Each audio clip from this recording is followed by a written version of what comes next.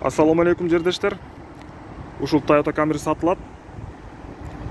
Объем 2, базовый комплектация. Историясы боюнча жердештер, бунун аркасында бир сары ДТП'сы бар. Бампери кичине жаракка кеткен болчу. Ошол жерди жасатып койдум. Көрсөтүп коюн. Мына ушул жерден кичине жаракка кетти эле, аркадан бир машина сүзүп алганда. Аны жасап койдум. Бул историяда бар, бул сары отметка болуп чыгат. Базовый комплектация, бул жерде двухзонный климат-контроль, автохолд, электронный ручник, мультируль. Мына ушул нерселер.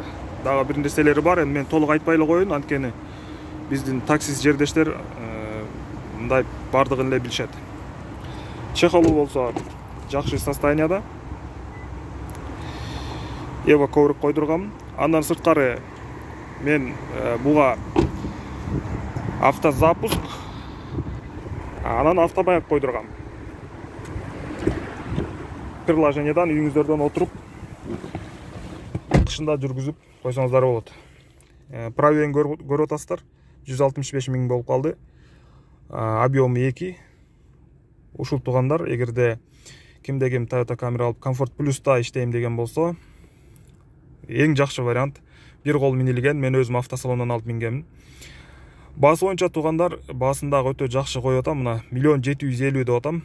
Нак акчага кемитип берем.